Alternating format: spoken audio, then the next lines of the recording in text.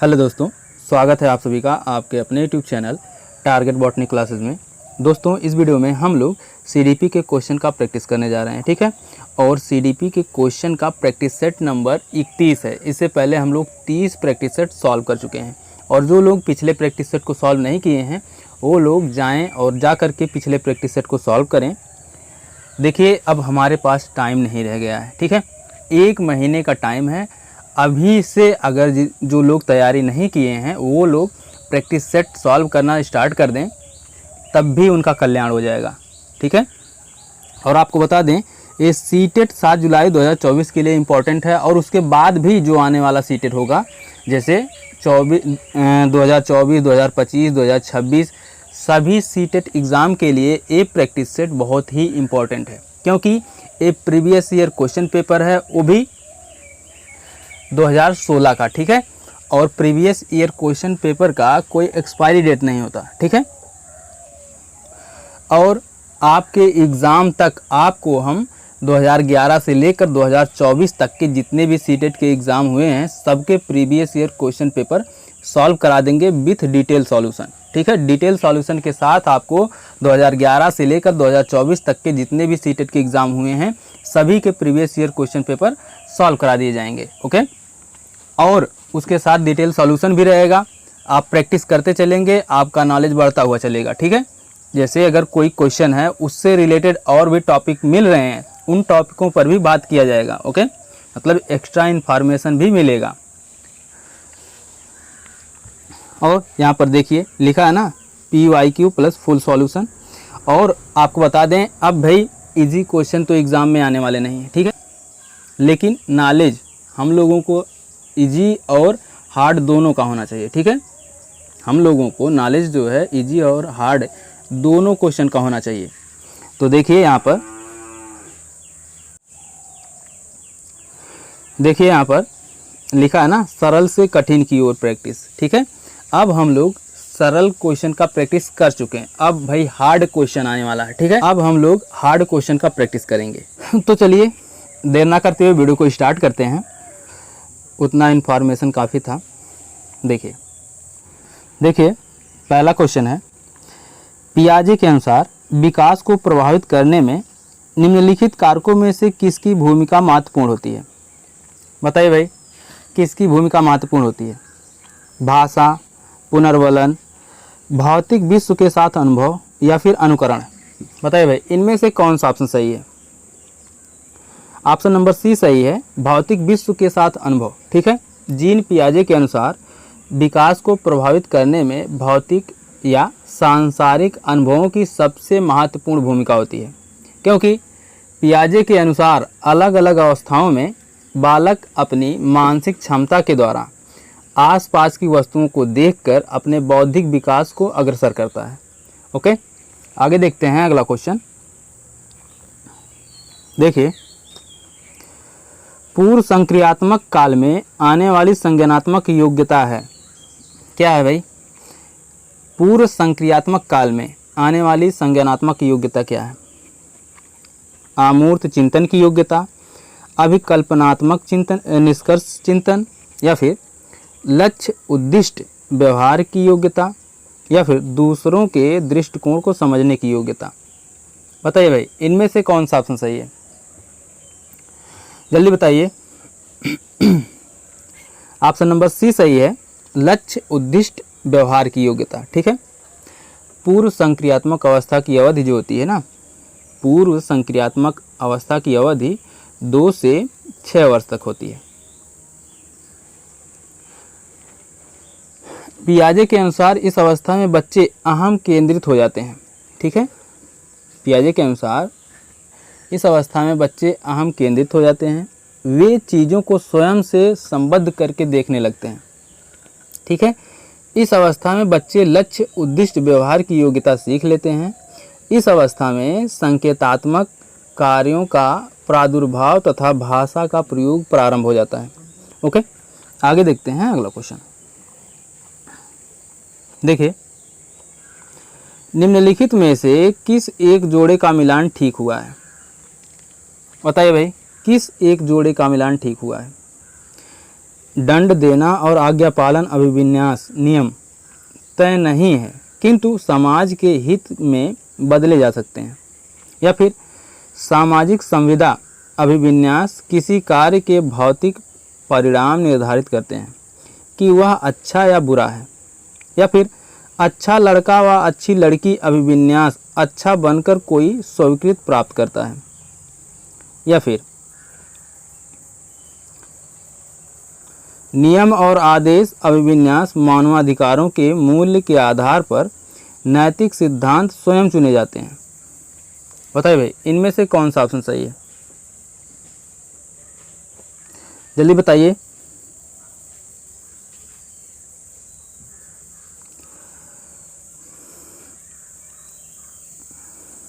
Option number C सही है।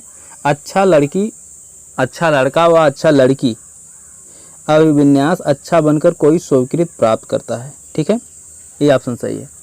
Kohlberg के अनुसार नैतिक विकास के पूर्व परंपरागत स्तर पर बच्चे अच्छा लड़का व अच्छी लड़की बनकर कोई स्वीकृति प्राप्त करना चाहते हैं। वे अच्छे बालक अथवा अच्छी बालिका जैसा व्यवहार करने में रुचि लेते हैं, जो कुछ दूसरों को अच्छा लगे या दूसरों की सहायता करें या दूसरों के द्वारा स्वीकृत हो, वही उत्तम माना जाता है। ओके, आगे देखते हैं अगला क्वेश्चन।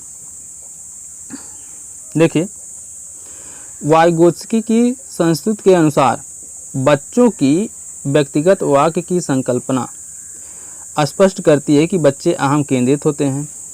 या फिर प्रदर्शित करती है कि बच्चे बुद्धू होते हैं, इसलिए उन्हें प्रौढ़ों के निर्देशन की आवश्यकता होती है। या फिर प्रदर्शित करती है कि बच्चे अपने आसपास अपने आप से प्यार करते हैं।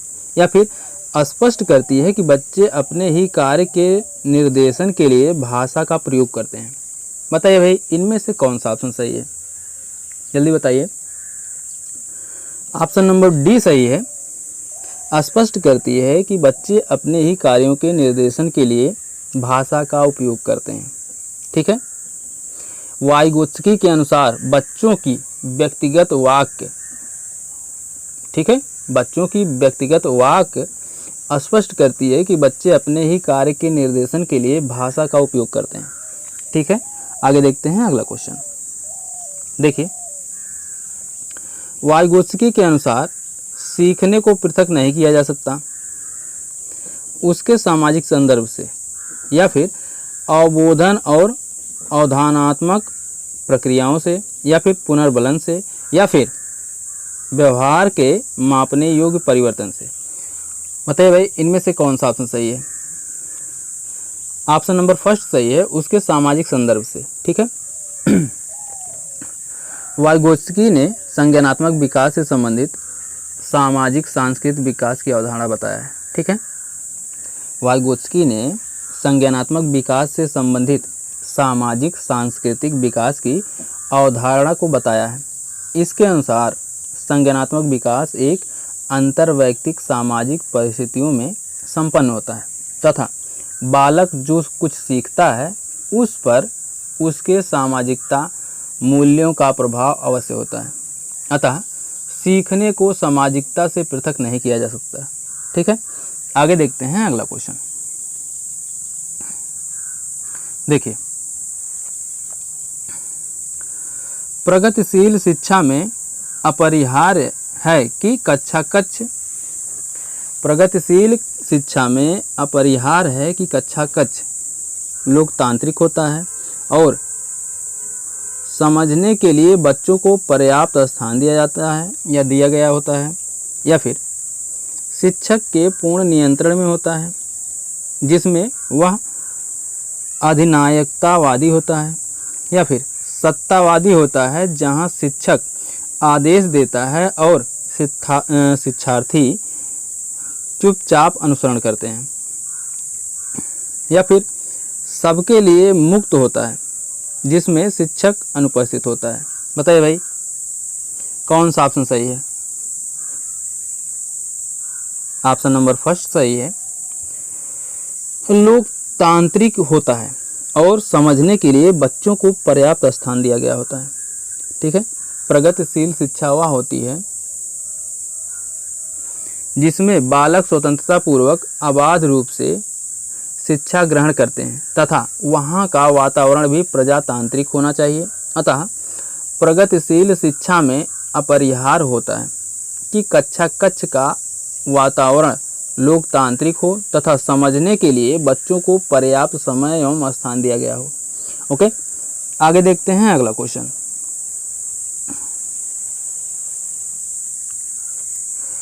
निम्नलिखित में से कौन सा एक उदाहरण भाषिक बुद्ध वाले व्यक्ति को दर्शाता है?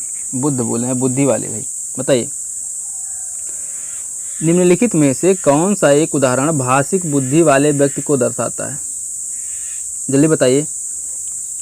शब्दों के अर्थ और क्रम तथा भाषा के विविध प्रयोगों के प्रति संवेदनशीलता, या फिर तर्क की दीर्घ श्रृंखलाओं को संभाल सकने की योग्यता, या फिर स्वर, राग और सुर के प्रति संवेदनशीलता, या फिर ध्यान देने और दूसरों से अंतर कर सकने की योग्यता। बताइए भाई, इनमें से कौन सा ऑप्शन सही है? जल्दी बताइए।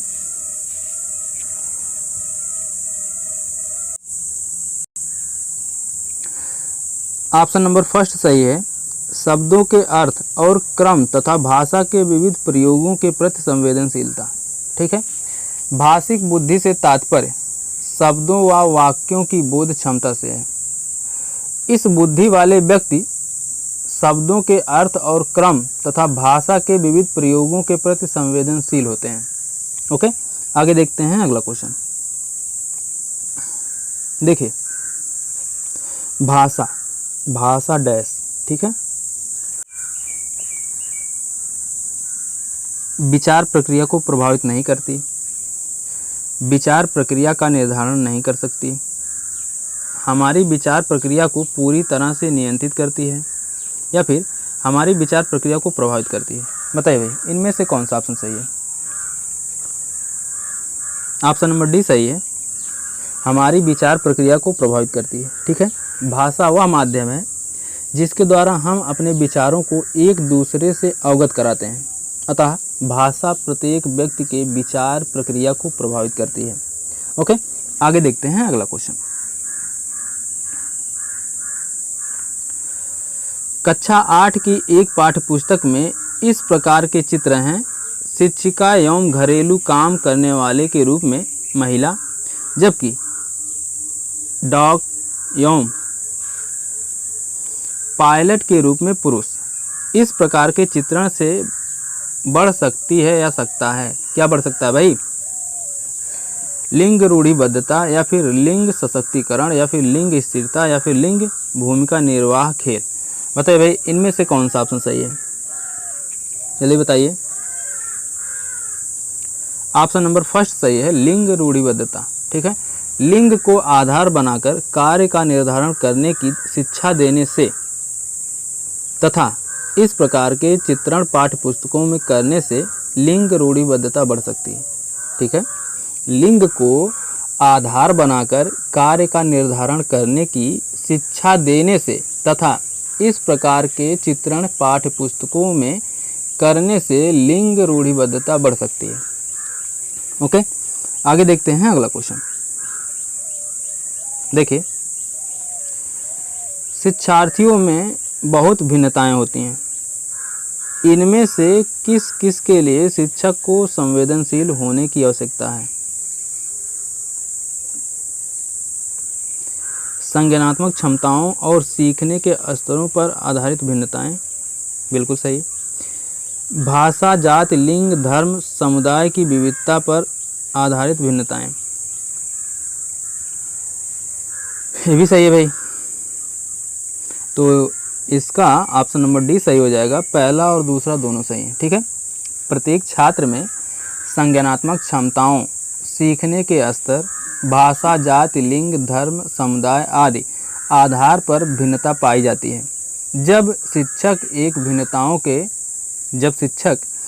भिन्नताओं के प्रति संवेदनशील होकर शिक्षण कार्य करता है तो यही भिन्नताएं बालक के अधिगम को प्रभावी बनाती हैं। किंतु जब शिक्षक इन भिन्नताओं पर ध्यान नहीं देता है तो यह बालक के अधिगम में अवरोध उत्पन्न करते हैं। ओके, आगे देखते हैं अगला क्वेश्चन। देखिए, केवल कागज पेंसिल जांचों द्वारा आकलन, केवल कागज पेंसिल जांचों द्वारा आकलन क्या हो सकता है भाई? आकलन को सीमित कर देना, या फिर सकल आकलन को बढ़ावा देना, या फिर समग्र मूल्यांकन को सुविधा प्रदान करता है, या फिर निरंतर मूल्यांकन को सुविधा प्रदान करता है। बताइए भाई, इनमें से कौन सा ऑप्शन सही है? ऑप्शन नंबर फर्स्ट सही है, आकलन को सीमित कर देता है। ठीक है, केवल कागज पेंसिल से किया गया आकलन सीमित होता है, क्योंकि किसी व्यक्ति या बालक का आकलन करने के लिए उसके सभी पक्षों का अवलोकन एवं जांच आवश्यक है, जैसे भाषा, शारीरिक आदि। कागज पेंसिल से केवल बौद्धिकता का आकलन किया जा सकता है, अतः इस प्रकार का आकलन सीमित होता है। ओके, आगे देखते हैं अगला क्वेश्चन। देखिए, अगला क्वेश्चन है माध्यमिक विद्यालय की कक्षा में शिक्षिका के पास एक बधिर बच्चा है। उसके लिए यह महत्वपूर्ण है कि वह बच्चे को उस स्थान पर बैठाए जहां से यह शिक्षिका के होंठ तथा चेहरे के भाव साफ तौर पर देख सके, या फिर विद्यालय सलाहकार यानी काउंसलर से कहें कि वे बच्चे के अभिभावकों से बात करें तथा उन्हें अपने बच्चे को विद्यालय से हटाने के लिए कहें, या फिर उसके प्रति संकेत करें जिसे वह बच्चा बार बार भी नहीं कर पा रहा है, या फिर बच्चे को डांट फटकार कर उसे अलग स्थान पर बैठाएं ताकि वह बधिर केंद्र में प्रवेश ले ले। बताइए भाई, इनमें से कौन सा ऑप्शन सही है? क्वेश्चन नंबर 12 है, ऑप्शन नंबर फर्स्ट सही है, वह बच्चे को उस स्थान पर बैठाए जहां से यह शिक्षिका के होंठ तथा चेहरे के भाव साफ तौर पर देख सके। ठीक है, राष्ट्रीय पाठ्यचर्या कार्यक्रम की घोषणा के अनुसार नकारात्मक विशिष्ट बालकों की श्रेणी में आने वाले बालकों को भी विशेष विद्यालय के स्थान पर नियमित कक्षाओं में ही शिक्षा दी जाए, अतः कक्षा में उपस्थित बधिर बालक को शिक्षिका के द्वारा ऐसे स्थान पर बिठाना चाहिए जहां से वह शिक्षिका के होंठ तथा चेहरे के भाव को साफ तौर पर देख सके, ताकि शिक्षिका द्वारा कराए जा रहे अधिगम कार्य को समझ सके तथा उसका लाभ ले सके। ओके, आगे देखते हैं अगला क्वेश्चन। देखिए,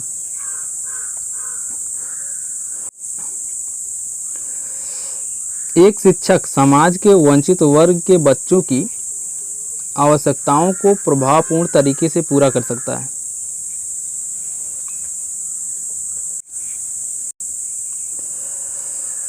बताइए भाई, किस तरह पूरा कर सकता है? उनकी पृष्ठभूमि की अपेक्षा करके तथा उन्हें विद्यालय से कार्य करने के लिए कहकर, या फिर कक्षा कक्ष के प्रत्येक बच्चे की आवश्यकता अनुसार अपना शिक्षण कौशल अपनाकर, या फिर उन्हें कक्षा कक्ष में अलग स्थान पर बैठाकर ताकि वे अन्य बच्चों से मेल जोल ना करें, या फिर अन्य बच्चों को वंचित पृष्ठभूमि वाले बच्चों के प्रति सहानुभूतिपूर्ण व्यवहार करने के लिए कहकर। बताइए भाई, इनमें से कौन सा ऑप्शन सही है? जल्दी बताइए।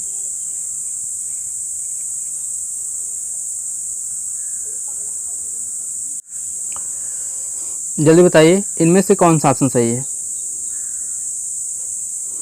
ऑप्शन नंबर बी सही है, कक्षा कक्ष के प्रत्येक बच्चे की आवश्यकता अनुसार अपना शिक्षण कौशल अपनाकर। ठीक है, अपने शिक्षण कौशल का प्रयोग करके एक शिक्षक समाज के वंचित वर्ग के बच्चों की आवश्यकताओं को प्रभावपूर्ण तरीके से पूरा कर सकता है। इससे वंचित वर्गों के बच्चों के अंदर आत्मविश्वास की वृद्धि होगी। ओके, अपने शिक्षण कौशल का प्रयोग करके एक शिक्षक समाज के वंचित वर्ग के बच्चों की आवश्यकताओं को प्रभावपूर्ण तरीके से पूरा कर सकता है। इससे वंचित वर्ग के बच्चों के अंदर आत्मविश्वास की वृद्धि होगी। ओके, आगे देखते हैं अगला क्वेश्चन। देखिए अगला क्वेश्चन है, अधिगम निर्योग्यता वाले बच्चे, क्या भाई, अधिगम निर्योग्यता वाले बच्चे क्या बहुत बुद्धिमान तथा परिपक्व होते हैं, या फिर बहुत सक्रिय होते हैं लेकिन उनकी बुद्धि लब्धि कम होती है, या फिर कुछ भी नहीं सीख सकते, या अधिगम के कुछ पक्षों से संघर्ष करते हैं। बताइए भाई इनमें से कौन सा ऑप्शन सही है, जल्दी बताइए। ऑप्शन नंबर डी सही है, अधिगम के कुछ पक्षों से संघर्ष करते हैं। ओके, अधिगम निर्योग्यता वाले बालक वे होते हैं जो अधिगम कार्य आसानी से नहीं कर पाते तथा वे अपने कठिनाइयों का अनुभव करते हैं, अतः बालकों को अधिगम के कुछ पक्षों से संघर्ष करना पड़ता है। ओके, आगे देखते हैं अगला क्वेश्चन। देखिए, शिक्षक बच्चों को सृजनात्मक विचारों के लिए प्रोत्साहित कर सकता है। कैसे कर सकता है भाई, उन्हें बहुविकल्पी प्रश्न देकर, रिपीट हो गया भाई ऑप्शन, चलिए कोई बात नहीं। उसके बाद देखिए आगे, उन्हें उत्तर कंठस्थ करने के लिए कहकर, या फिर उनसे प्रत्यास्मरण आधारित प्रश्न पूछकर। बताइए भाई इनमें से कौन सा ऑप्शन सही है, जल्दी बताइए। ऑप्शन नंबर डी सही है, उनसे प्रत्यास्मरण आधारित प्रश्न पूछकर। ओके, सृजनात्मकता एक गुण है जिसमें बालक किसी नए विचार या वस्तु की उत्पत्ति के बारे में चिंतन करता है। इस तरह के बालक किसी समस्या को नियमबद्ध होकर समाधान नहीं करते हैं, बल्कि नियम से अलग होकर किसी कार्य और मार्ग की तलाश करते हैं। अतः बच्चों में सृजनशील विचारों को प्रोत्साहित करने के लिए शिक्षक द्वारा बच्चों को समस्या समाधान के लिए विभिन्न तरीकों से सोचने के लिए प्रोत्साहित करना चाहिए। ओके, आगे देखते हैं अगला क्वेश्चन। देखिए, विशेष आवश्यकता वाले बच्चों से व्यवहार करने के लिए निम्नलिखित दार्शनिक दृष्टिकोणों में से किसका अनुसरण किया जाना चाहिए। बताइए भाई, उन्हें किसी प्रकार की शिक्षा की आवश्यकता ही नहीं होती, या फिर उन्हें समावेशी शिक्षा का और नियमित विद्यालयों में अध्ययन करने का अधिकार प्राप्त है, या फिर उन्हें पृथक करें, उनकी शिक्षा किसी विभिन्न शैक्षिक संस्थाओं में होनी चाहिए, या फिर उन्हें केवल व्यावसायिक प्रशिक्षण दिया जाना चाहिए। बताइए भाई इनमें से कौन सा ऑप्शन सही है, जल्दी बताइए। ऑप्शन नंबर बी सही है, उन्हें समावेशी शिक्षा का और नियमित विद्यालयों में अध्ययन करने का अधिकार प्राप्त है। ठीक है, राष्ट्रीय पाठ्यचर्या कार्यक्रम की घोषणा के अनुसार विशेष आवश्यकता वाले बच्चे अर्थात नकारात्मक विशिष्ट बालक को भी समावेशी शिक्षा का और नियमित विद्यालयों में अध्ययन करने का अधिकार प्राप्त है। ओके, देखिए अगला क्वेश्चन है, अधिगम कर्ता केंद्रित विधि का आशय है, किससे है भाई, बताइए। वे विधियां जहां अधिगम में अधिगमकर्ता की अपनी पहल तथा प्रयास सम्मिलित होते हैं, या फिर उन विधियों को अपनाना जिनमें शिक्षक मुख्य कर्ता पात्र होता है, या फिर कि शिक्षक अधिगमकर्ता के लिए स्वयं निष्कर्ष निकाल देते हैं, या परंपरागत व्याख्यात्मक विधियां। बताइए भाई इनमें से कौन सा ऑप्शन सही है। ऑप्शन नंबर फर्स्ट सही है, वे विधियां जहां अधिगम में अधिगमकर्ता की अपनी पहल तथा प्रयास सम्मिलित होते हैं। ठीक है, अधिगमकर्ता केंद्रित विधि का तात्पर्य ऐसी विधि से है जहां पर अधिगम प्रक्रिया में अधिगमकर्ता की अपनी पहल तथा प्रयास सम्मिलित रहती है।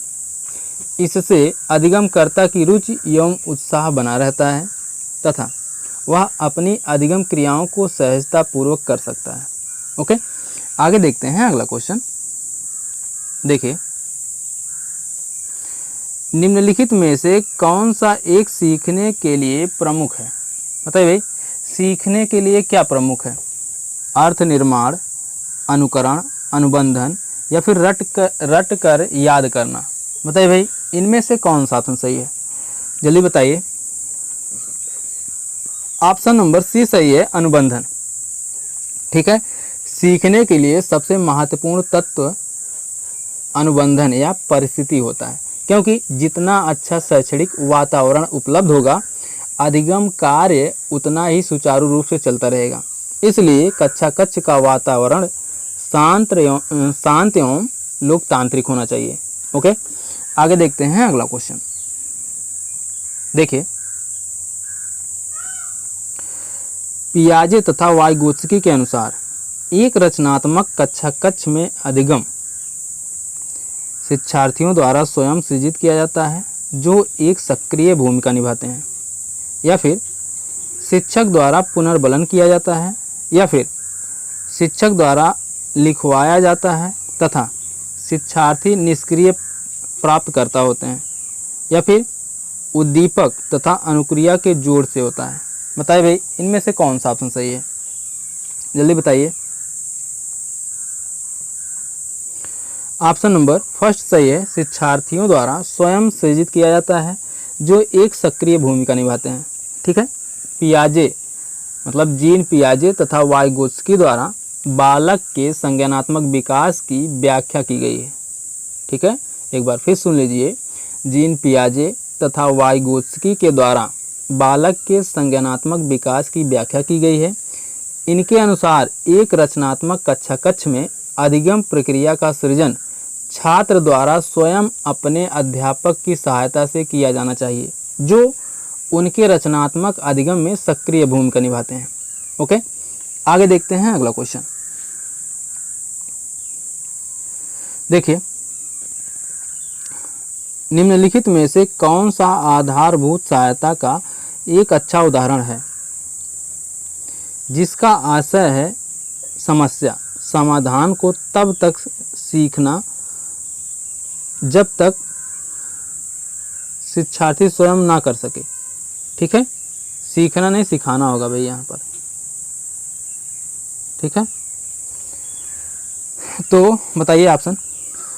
उसे यह बताना कि बार बार प्रयास द्वारा कर सकती है, या फिर समस्या का समाधान जल्दी देने के लिए पुरस्कार देना, या उसे आधा समाधान किया उदाहरण उपलब्ध करवाना, या फिर उसे कहना कि जब तक वह समस्या का समाधान नहीं कर लेती तब तक घर नहीं जा सकती।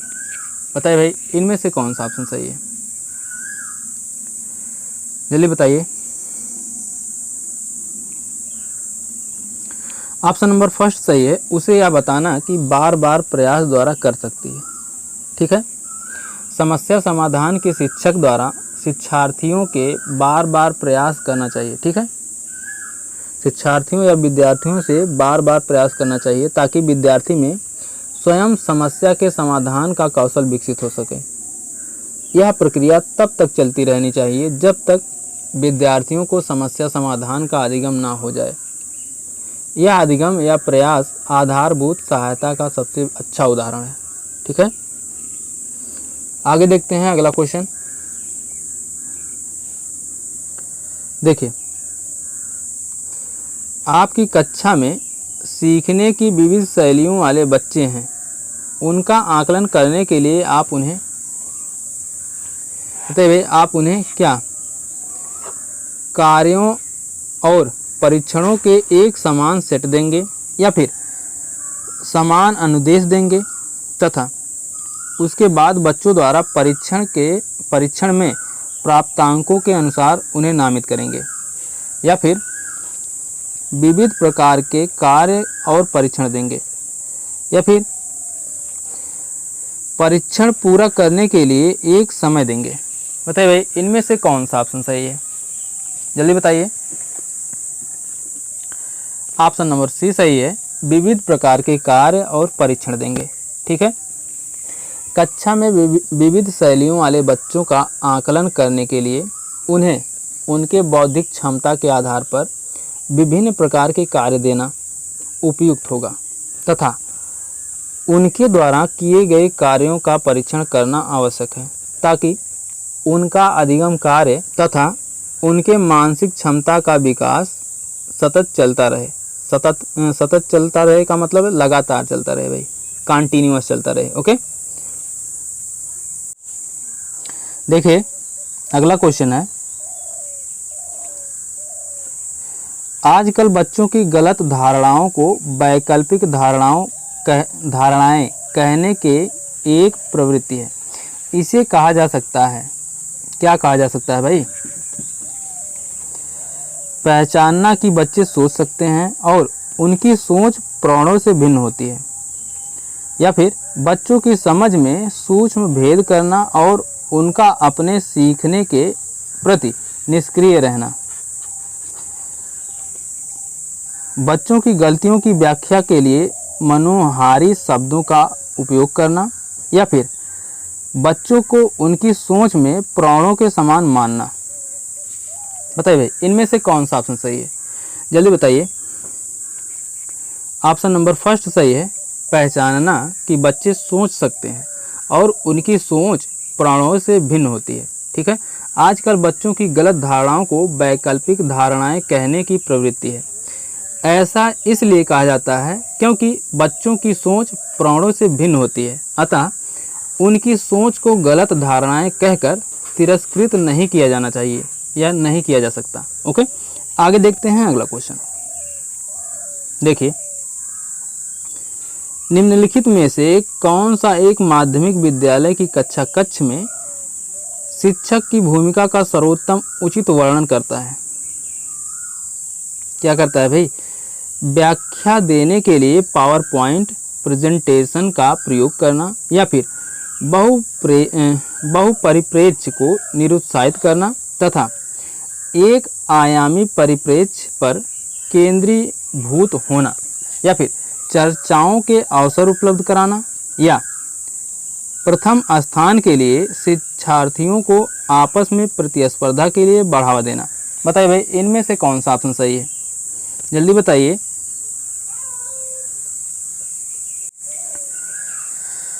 ऑप्शन नंबर सी सही है, चर्चाओं के अवसर उपलब्ध कराना। ठीक है, माध्यमिक विद्यालय में कक्षा कक्ष में शिक्षक की एक सशक्त भूमिका होती है।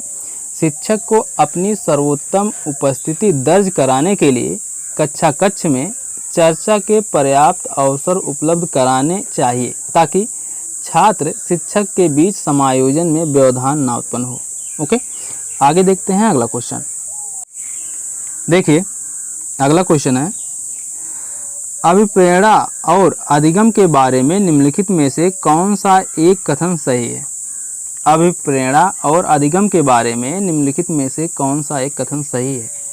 अधिगम तभी प्रभावी होता है जब शिक्षार्थी बाहरी पुरस्कारों का उपयोग करने से प्रेरित हो, या फिर अधिगम में प्रेरणा की कोई भूमिका नहीं होती, या फिर अधिगम केवल तभी प्रभावी होता है जब शिक्षार्थियों में भीतरी प्रेरणा हो, सीखने की अंतर्निहित इच्छा हो। बताइए भाई, इनमें से कौन सा ऑप्शन सही है? ऑप्शन नंबर सी सही है, अधिगम केवल तभी प्रभावी होता है जब शिक्षार्थियों में भीतरी प्रेरणा हो, सीखने की अंतर्निहित इच्छा हो। ओके, अभिप्रेरणा का तात्पर्य कार्य करने का पुनर्बलन होता है, अर्थात वह वाह या आंतरिक बल जो किसी कार्य को करने में रुचि उत्पन्न करे। अभिप्रेरणा से किया गया कार्य प्रभावी होता है। अभिप्रेरणा से किया गया कार्य प्रभावी होता है, अतः अधिगम केवल तभी प्रभावी होगा जब शिक्षार्थियों में भीतरी प्रेरणा हो तथा सीखने की आंतरिक इच्छा हो। ओके, आगे देखते हैं अगला क्वेश्चन। देखिए, सीखने के बारे में निम्नलिखित कथनों में से कौन सा एक सत्य है? बताइए भाई, कौन सा एक सत्य है? सीखना शिक्षार्थी के पूर्व ज्ञान पर आधारित नहीं है, सीखना एक निष्क्रिय ग्रहणशील प्रक्रिया है, या फिर सीखना कौशलों के संचय के समान है, या सीखने को सामाजिक क्रियाएं सुविधाएं देती हैं। बताइए भाई, इनमें से कौन सा ऑप्शन सही है? जल्दी बताइए। ऑप्शन नंबर डी सही है, सीखने को सामाजिक क्रियाएं सुविधा देती हैं। ओके, सीखना जीवन पर्यंत चलने वाली एक प्रक्रिया है। मनुष्य समाज में रहकर तथा समाज के मानकों मूल्यों के आधार पर सीखता है।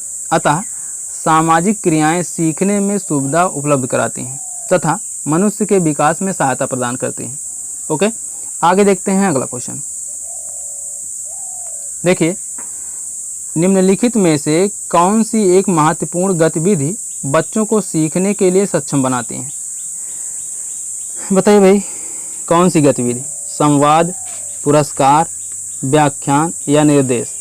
बताइए भाई, इनमें से कौन सा ऑप्शन सही है? क्वेश्चन नंबर 26 बताइए। ऑप्शन नंबर फर्स्ट सही है, संवाद। ठीक है, सीखना एक सामाजिक क्रिया का परिणाम है। ठीक है, सीखना एक सामाजिक क्रिया का परिणाम है। बालक जितना ज़्यादा सामाजिक क्रिया तथा समाज से संबंध रखेगा, उसे उतना ही ज़्यादा सीखने का मौका मिलेगा। सामाजिक संवाद बच्चों को सीखने में सबसे ज़्यादा सक्षम बनाती है। ओके, आगे देखते हैं अगला क्वेश्चन। देखिए, अगला क्वेश्चन है, विकास के बारे में निम्नलिखित में से कौन सा एक कथन सत्य है? बताइए भाई, कौन सा एक कथन सत्य है? विकासात्मक परिवर्तन एक सीधी रेखा में आगे जाती है, या फिर विकास जन्म से किशोरावस्था तक आगे की ओर बढ़ता है और फिर पीछे की ओर, या फिर विकास भिन्न व्यक्तियों में भिन्न गति से होता है, या फिर विकास जन्म से किशोरावस्था तक बहुत शीघ्र गति से होता है और उसके बाद रुक जाता है। बताइए भाई, इनमें से कौन सा ऑप्शन सही है? Question number 27 option number C सही है। विकास भिन्न व्यक्तियों में भिन्न भिन्न गति से होता है। यह कथन विकास के वैयक्तिक भिन्नता के सिद्धांत को प्रदर्शित करता है। ओके, आगे देखते हैं अगला क्वेश्चन। देखिए, मध्य बचपन अवधि है। मध्य बचपन अवधि है क्या है भाई? जन्म से 2 वर्ष, या फिर 10 वर्ष के बाद, या फिर 2 वर्ष से 6 वर्ष, या फिर 6 वर्ष से 11 वर्ष? बताइए भाई, इनमें से कौन सा ऑप्शन सही है? जल्दी बताइए। ऑप्शन नंबर डी सही है, 6 वर्ष से 11 वर्ष। ठीक है, बाल विकास के दूसरे चरण बाल्यावस्था को मध्य बचपन की अवधि कहा जाता है। ठीक है, बाल विकास के दूसरे चरण बाल्यावस्था को मध्य बचपन की अवधि कहा जाता है। ठीक है, बाल्यावस्था का काल 6 वर्ष से 11 वर्ष तक ही होता है, अतः मध्य बचपन के काल की अवधि 6 वर्ष से 11 वर्ष तक ही होगी। ओके, आगे देखते हैं अगला क्वेश्चन। देखिए, किसी व्यक्ति को आकार देने में वातावरण के घटकों की कोई भूमिका नहीं होती, क्योंकि प्रत्येक व्यक्ति की वृद्धि उसकी आनुवंशिक संरचना से निर्धारित होती है। यह कथन बताइए भाई, कौन सा ऑप्शन सही है? देखिए, यह कथन ठीक नहीं है, क्योंकि बहुत से शोध यह सिद्ध करते हैं कि विकास में वातावरण का बड़ा प्रभाव पड़ सकता है। ठीक है, ऑप्शन नंबर बी सही है भाई। ठीक है, मनोवैज्ञानिक अध्ययनों से सिद्ध कर दिया गया है कि बालक के विकास के प्रत्येक पक्ष पर उसके भौतिक, सामाजिक, सांस्कृतिक तथा आर्थिक वातावरण का व्यापक प्रभाव पड़ता है। व्यक्ति का विकास वंशानुक्रम तथा वातावरण की परस्पर अंतरक्रिया का परिणाम होता है। इसलिए यह कहना गलत होगा कि व्यक्ति को आकार देने में वातावरण के घटकों की कोई भूमिका नहीं होती, क्योंकि व्यक्ति की वृद्धि उसकी आनुवंशिक संरचना से निर्धारित होती है। ओके, आगे देखते हैं अगला क्वेश्चन। देखिए, एक प्रक्रिया है जिसके माध्यम से मानव शिशु समाज से सक्रिय सदस्य के रूप में निष्पादन करने के लिए आवश्यक कौशलों का अर्जन करना प्रारंभ करता है। बताइए भाई, समाजीकरण, विकास, सीखना, परिपक्वता। बताइए भाई, इनमें से कौन सा ऑप्शन सही है? ऑप्शन नंबर फर्स्ट सही है, समाजीकरण। ठीक है, समाजीकरण वह प्रक्रिया है जिसके माध्यम से मानव शिशु समाज के सक्रिय सदस्य के रूप में निष्पादन करने के लिए आवश्यक कौशलों का अर्जन करना प्रारंभ करता है। ओके, तो दोस्तों, ये तो थे CDP के 30 महत्वपूर्ण प्रश्न। कमेंट करके आप लोग बताइए कि आप लोगों का कितना क्वेश्चन सही हुआ और वीडियो कैसी लगी, कमेंट करके ज़रूर बताइएगा और अपने मित्रों में ज़्यादा से ज़्यादा शेयर करिए, क्योंकि भाई देखिए सीटेट का एग्ज़ाम सबको पास करना है, ठीक है, इसमें कोई कंपटीशन की बात नहीं है। तो आपके वीडियो शेयर करने से आपके मित्रों का भी भला हो सकता है। और एक बात और कहना चाहते हैं आप लोगों से कि अगर आप लोग अभी तक आपके अपने YouTube channel target botany classes पर नए हैं और चैनल को सब्सक्राइब नहीं किए हैं तो चैनल को सब्सक्राइब कर लीजिए और बेल आइकन को भी प्रेस कर दीजिए, ताकि आपको हमारे हर नए वीडियो का नोटिफिकेशन आप तक हमेशा पहुंचता रहे। मिलते हैं नेक्स्ट वीडियो में, तब तक के लिए जय हिंद, जय भारत, वंदे मातरम।